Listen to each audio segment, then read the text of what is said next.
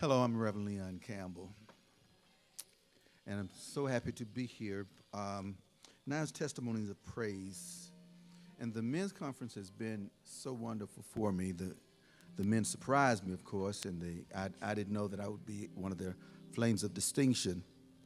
So that really surprised me. I won't even tell you the depth of what it did on the inside of me. But one of the things I want to share is that because we had our session on Thursday and we had a talk, we were able to talk about some things. And after that, when we talked about the men, the importance of role models, and I felt it necessary to, as we were leaving, I said, I have to share this with Bishop Porter because he has to know the profound effect that he's had on my life. And to share that for him to understand that, I had to give him some of the history. And of course, some of the history is that my father had 7 children. My mother had 2 children when they married. And then together they had 8. So, I came from a big family. I had 8 brothers, 8 sisters. And in the midst of all of that, you learn how to work in a unit. But unfortunately, as most family, what you get is a lot of ridiculing because you don't always get the people able to speak the words that you need to hear and words of wisdom. And so here I was, 4th grade, and my father was a good man. He was a deacon in the church, hardworking man, never drank, never cussed, nothing of that nature. But he was also the product of his past. And when I say a product of his past, he was brought up in that generation where you didn't hug children, you weren't very affectionate to children, and you didn't show too much emotion, too much love. And so he was a product of that. And so here I was in 4th grade, and I went to school, 4th grade experience. My PE teacher tells me, everyone in this class, you have to have a physical ed uniform. And if you don't have that, you're going to get beaten. And I'm like, oh, God, what am I going to do? And I went to my father, and I said, Dad, the teacher said I have to have a physical ed uniform. And he said, I guess you better sell some bottles. And I couldn't quite understand that because it seemed like he didn't care if this man was going to beat me. He didn't care what was going to happen to me. And I went to my mother, and I said, Mother, they said we have to have a physical ed uniform. And my mother wasn't working at that time because my father was working 2 jobs. And I learned later on my father had said he was working 2 jobs so that my mother would not have to work so that she could take care of the children. But all I know was that the next day, my mother came to me and she had the PE uniform for me. And I couldn't quite understand that because she didn't tell me at the time that somehow she had gotten the money from Daddy so I could have that. And so my little 4th grade mind could only interpret that as somehow my mama really loves me and I'm just not that important to my dad. And so that was hurting because no matter what you are, where you are, somehow you want to feel that you're important to him. And all my mind could think about, well, what's wrong with me? I know I'm not really tall and big like some of my other brothers and husky and muscular. But I'm still me, and why can't I be loved? And I grew up with that. And then after a while, to set your mind at ease, you say, well, that's okay. He don't have to love me. I don't have to be important to him. And I don't love him either. And he's not important to me. And I'm going to make it, and I'm going to show him I can make it. And so all through elementary school, all through high school, I went with that thought. I was quiet, read a lot, so it makes it easier for you to get the grades, go to college. And here I go to college, and in the back of my mind, I'm thinking, I want to be great. I want to be great, and I want my daddy one day to come up to me, and my daddy's going to say, oh, Leon, you're great. And just as soon as he said it, I was going to say, and I did it without you. So when I went to college, I didn't want him to help me financially.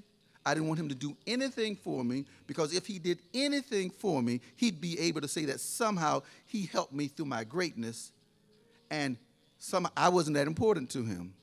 So I went through, got my BA degree, got my master's in public administration, and I'm on my way, and now I'm in law school.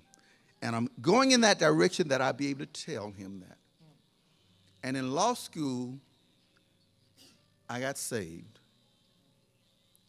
And that salvation was monumental to me.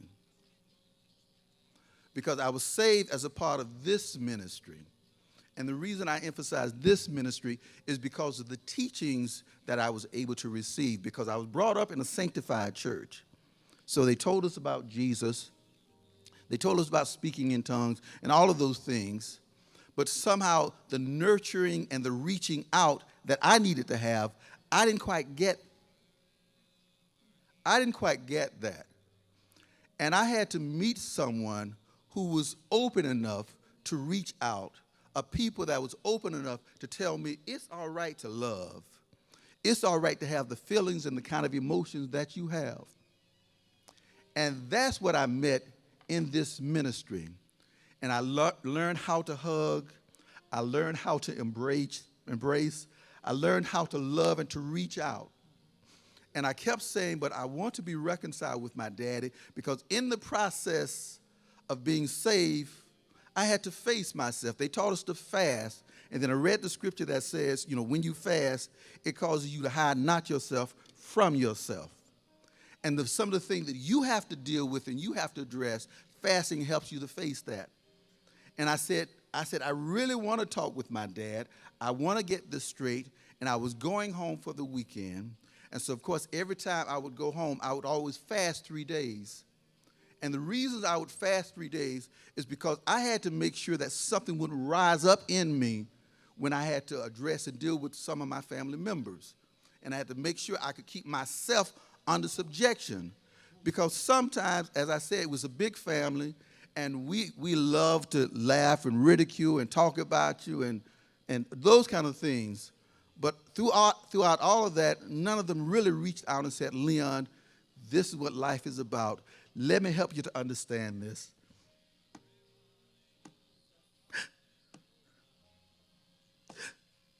Let me explain this to you. So I was able to go home, and being home, my father at this time was blind. He'd had sugar diabetes, and it really had taken him down, and he was sitting in his normal chair. And one thing he would do all the time, sitting in his chair, he'd begin to talk, and he'd say, I remember the first time I had my mule, and we'd be plowing down up the field. And, of course, me and a lot of my brothers and sisters, we were insensitive, really, to what he was going through. And we say, here he go talking about that mule again. Nobody wants to hear about that. Oh!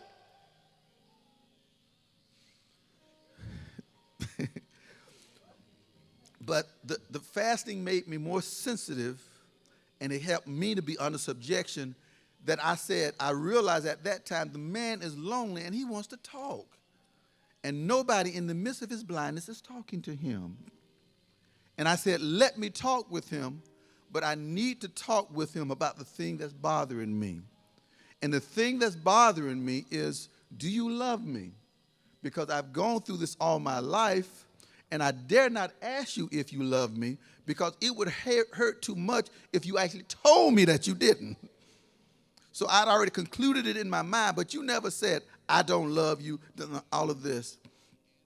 And I asked him those things. I asked him, well, Dad, do you feel like your children love you? And he said, yes. And I said, and do you feel like, and Dad, do you love me? And he said, but you don't understand how hard it was for me sometimes. Because I worked 2 jobs, because I know I had all these children, and you can't leave children by themselves without supervision. And so I made sure that your mother didn't have to work so she could watch those children. But I had to ask him the pivotal question. And the pivotal question was, did you do this because you wanted to be thought of as a good father, and you wanted people in the community to look at you, or did you do that because somehow you love me? And in the process of talking with him and him saying he loved me, I realized something, that I'd received something he hadn't received. Because just like I was searching for love, needed the encouragement, needed the affection, needed people reaching out, he needed the same thing. But in all those years of growing up, he had never really had anybody to reach out to him like that. And like most men, they get a wife and somehow they think that's it. But it doesn't satisfy this other thing that you're looking for. And I realized that he was a product of his background and his society. But I had been fortunate. God had lifted me to a place. He had caused me to meet a man.